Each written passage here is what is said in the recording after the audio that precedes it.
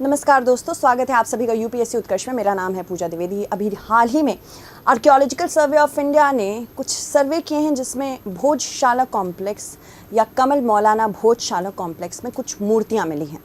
काफ़ी समय पहले सुप्रीम कोर्ट ने भी आर्कियोलॉजिकल सर्वे ऑफ इंडिया को कहा है कि हमें अगर अपनी हिस्ट्री से रिलेटेड रखना है आज के प्रेजेंट को, तो हमें इंश्योर करना चाहिए कि प्रीवियस कैरेक्टर किसी भी ऐसी जगह का हमें पता होना चाहिए। तो आर्कियोलॉजिकल सर्वे ऑफ इंडिया वो अपना कार्य कर रहा है। ये मिनिस्ट्री ऑफ कल्चर के अंतर्गत आता है, याद रखिएगा। इसकी इस्टेब्लिशमेंट कब हुई थी? 1861 में, यानी कि एक प्री इंडिपेंडेंस बॉडी है, ये भी याद रखने की आवश्यकता है। तो कुछ इस तरह का कॉम्प्लेक्स है ये।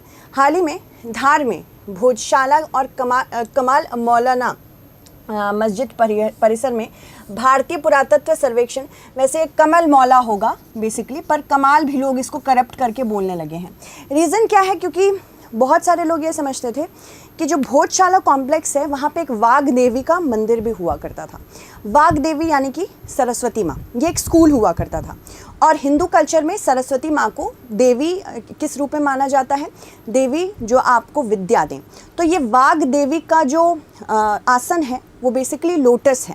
तो लोटस यानी कि कमल, उसी से कमल मौलाना मस्जिद इसका नाम पड़ा है। जैसे कि ज्ञानवापी मस्जिद पड़ा है, ज्ञानवापी मस्जिद का नाम ज्ञानवापी कुएं के नाम पे पड़ा है। इस कुएं को माना जाता है जब शिव जी शिवलिंग की पूजा कर रहे थे, तब वहाँ उन्हें पानी की व्यवस्था या जल की व्यवस्था करने के लिए एक त्रिशूल के इस्तेमाल से कुएं की उत्पत्ति करनी पड़ी थी। तो ज्ञानवापी कुआं उसी वजह से बना है। और यहाँ पे इसी के नाम से, करप्ट नाम से आ गया है कमाल मौलाना मॉस्क। ठीक है, तो इसको याद रखिएगा। तो यहाँ पे जो नई रिपोर्ट आई है ये हाईकोर्ट को पेश की गई है। इस हाईकोर्ट में कुछ चीज़ें पता चली हैं। ये पर्टिकुलरली देखिए, धार का डिस्ट्रिक्ट है मध्य प्रदेश में, यही हो रहा है सारा कुछ। रिपोर्ट में बताया गया है कि मस्जिद का निर्माण पहले के मंदिरों के हिस्से को का उपयोग करके बनाया गया है। 98 दिनों तक साइंटिफिक सर्वे हुआ, उसमें जो अवशेष मिले हैं उसके आधार पर बताया गया कि मौजूदा जो स्ट्रक्चर है परमार राजवंश काल का हो सकता है। अच्छा, अभी आप इतने सारे न्यूज़ जब देखते हो, आज के पर्सपेक्टिव से देखेंगे तो हम इसे नैरोली रिलीजियस पर्सपेक्टिव से देखेंगे। तब के समय की अगर हम बात करेंगे तो ये रिलीजियस के साथ साथ पॉलिटिकल भी हुआ करता था। यानी कि अगर किसी भी पर्टिकुलर रिलीजन, धर्म या किसी भी पर्टिकुलर रीजन के राजा ने किसी और राज्य को अपना बना लिया है, चाहे वो युद्ध के दौरान हो, चाहे वो युद्ध के द्वारा हो या किसी और क्रिया के द्वारा, वहाँ पे एक तरह से सबसे पहले क्या हटाया जाता था? वहाँ के स्कूल्स हटाए जाते थे और टेम्पल्स हटाए जाते थे। बेसिकली ये एक सिंबॉलिज्म था कि आपकी आइडियोलॉजी से बेहतर मेरी आइडियोलॉजी है और आपके सिटीजन्स, आप सेकंड क्लास सिटीजन्स बन के रहेंगे यहाँ पे। तो इसी आइडियोलॉजी का इस्तेमाल करते हुए यहाँ पे बहुत सारे मंदिरों को कन्वर्ट किया गया था। पर यहाँ पे अगर आप मुझसे पूछें कि क्या फिर से परमानेंटली ये कन्वर्ट कर दिया जाएगा एक हिंदू मंदिर में या हिंदू कॉम्प्लेक्स में, इसमें places of worship act, places of worship act 1991 के थ्रू होके जाना पड़ेगा। क्योंकि प्लेसेस ऑफ वर्शिप एक्ट क्या कहता है कि कोई भी रीजन हो, कोई भी बिल्डिंग हो जो 15 अगस्त 1947 को किसी भी पर्टिकुलरली अगर आप देखें उस नेचर की हो, चाहे वो चर्च हो, चाहे वो मंदिर हो, चाहे वो मस्जिद हो, उसके बाद इसका जो कैरेक्टर है चेंज नहीं किया जा सकता। इसमें सिर्फ एक एक्सेप्शन रखा हुआ था। किसको पता है? एक्सेप्शन अयोध्या का राम मंदिर था या बाबरी मस्जिद अयोध्या मंदिर का जो विवाद चल रहा था।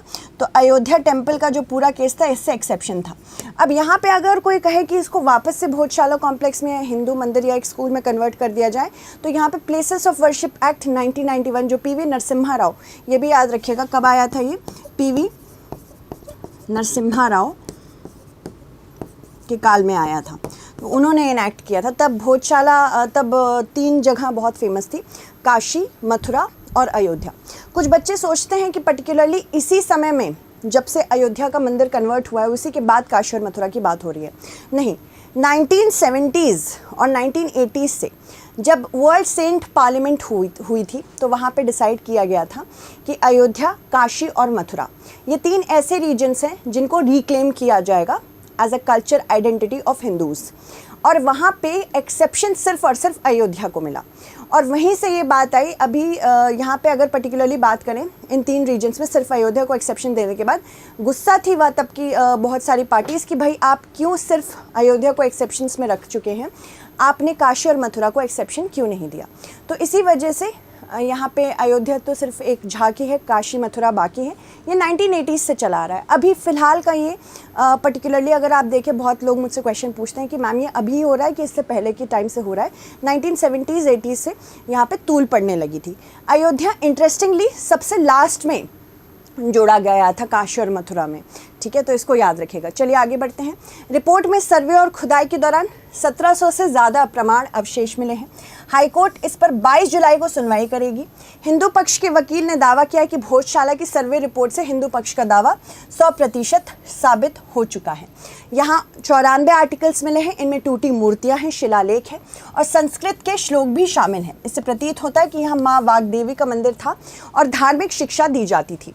यहाँ से अलग अलग टाइम के करीब 30 सिक्के भी प्राप्त हुए हैं। हिंदू पक्ष के याचिकाकर्ता ने यह भी दावा किया है कि इमारत राजा भोज के काल की ही साबित होंगी, जिसे वर्ष 1034 में बनाया गया था। एएसआई को इस सर्वे में कई प्राचीन मूर्तियां भी मिली हैं जो परमार कालीन हो सकती है। अवशेषों से लगभग तय माना जा रहा है कि इसका निर्माण जो है 9वीं से 11वीं शताब्दी के बीच हुआ है और एक गर्भगृह के पास ईंटों से बनी 27 फीट लंबी दीवार भी मिली है। पुरातत्वविदों का मानना है कि ईंटों से निर्माण और भी प्राचीन समय में होता है। मोहनजोदड़ो सभ्यता के समय यानी यह स्थान और भी प्राचीन हो सकता है। स्तंभ और उन पर उकेरी गई वस्तुकला को देखकर लगता है कि ये मंदिरों के अवशेष ही हैं। इनका उपयोग मस्जिद बनाने के लिए किया गया है। वैज्ञानिक सर्वे में 7 प्रमुख तथ्य सामने आए हैं। गर्भगृह का पिछला हिस्सा, इसके बारे में जानते हैं। यहाँ अंदर 27 फीट तक खुदाई की गई, जहाँ दीवार का ढांचा मिला है। सीढ़ियों के नीचे का बंद कमरा एक मिला है। यहाँ से वाग्देवी, माँ सरस्वती, हनुमान जी, गणेश जी समेत अन्य देवी देवताओं की प्रतिमा मिली है। शंख चक्र सहित 79 और अवशेष मिले हैं। उत्तर पूर्वी कोने व दरगाह का पश्चिमी हिस्सा, यहाँ से श्री कृष्ण, वासुकी नाग और शिवजी की प्रतिमा मिली है। उत्तर दक्षिणी कोने में स्तंभ, तलवार, दीवारों के 150 नक्काशी वाले अवशेष भी मिले हैं। तो इससे यहाँ साफ साबित हो रहा है, क्योंकि आर्कियोलॉजिकल सर्वे ऑफ इंडिया की रिपोर्ट है, कि ये पहले ऐसा कोई मंदिर हुआ करता था जहाँ पे बच्चों को धार्मिक शिक्षा भी प्रदान की जाती थी। ठीक है। यज्ञशाला के पास सनातनी आकृतियों वाले पत्थर मिले हैं। दरगाह अंडरग्राउंड अक्कल कुइया चिन्ह मिले हैं। साथ ही साथ स्तंभों पर केमिकल ट्रीटमेंट के बाद सीताराम, ओम नमः शिवाय की आकृतियां भी चिन्हित की गई हैं। तो कुछ इस प्रकार का कॉम्प्लेक्स दिखता है। या भारतीय, अगर बात करें भोजशाला मंदिर कमल मौला मस्जिद परिसर की, या भारतीय पुरातत्व सर्वेक्षण के तहत एक संरक्षित स्मारक है, जो एक विवादित स्थल है जिस पर मुसलमानों और हिंदुओं दोनों का दावा है। या मध्य प्रदेश के मध्ययुगीन गोलाकार शहर धार के मध्य में स्थित है। भोजशाला मंदिर कमल मौला मस्जिद परिसर मूल रूप से 11वीं शताब्दी ईस्वी में परमार राजा भोज द्वारा निर्मित देवी सरस्वती का मंदिर है। मस्जिद का निर्माण मंदिर के अवशेषों का उपयोग करके किया गया है। स्मारक में संस्कृत और प्राकृत साहित्यिक कृतियों के साथ साथ अंकित कुछ स्लैब भी मौजूद हैं। मतों के अनुसार कला और साहित्य के महान संरक्षण के रूप में राजा भोज बहुत प्रसिद्ध थे। राजा भोज सिर्फ महान इसलिए नहीं कहलाते थे क्योंकि ऑफ कोर्स वो किंग थे, बट उनकी कैपेबिलिटीज़ भी, लिटरेरी कैपेबिलिटीज़ भी बहुत ज़्यादा थी। इस वजह से वो महान माने जाते हैं। भोजशाला मंदिर, अगर कमाल मौला मस्जिद विवाद इस पूरी की बात करें तो हिंदू समुदाय इस परिसर की मूल स्थिति को मंदिर के रूप में दर्शाते हैं, जबकि मुस्लिम समुदाय इस कमाल मौला को मस्जिद मानते हैं, जिसके कारण यह विवाद का एक विषय बना हुआ है। याचिकाकर्ता ने एएसआई रिपोर्ट का हवाला देते हुए दावा किया है कि मस्जिद बनाने के लिए भोजशाला और वाग्देवी मंदिरों को ध्वस्त किया गया। साइट का वास्तविक इतिहास निर्धारित करने के लिए एक सर्वेक्षण का अनुरोध भी किया गया है और एक प्रतिवादी ने रेस जुडिकाटा के सिद्धांत का हवाला देते हुए मुकदमे की स्थिरता को चुनौती भी दी। या देखते हुए कि इसी तरह की याचिका वर्ष 2003 में उच्च न्यायालय की प्रधान पीठ ने खारिज कर दी थी। तो अगर बोला गया कि तब अगर खारिज कर दी गई है तो अभी भी इसको लाने का कोई मतलब नहीं है। अदालत ने कहा कि मंदिर की स्थिति निर्धारित होने तक रहस्यमयी बना हुआ है। सभी पक्ष स्मारक की प्रकृति को स्पष्ट करने की आवश्यकता पर सहमत हैं।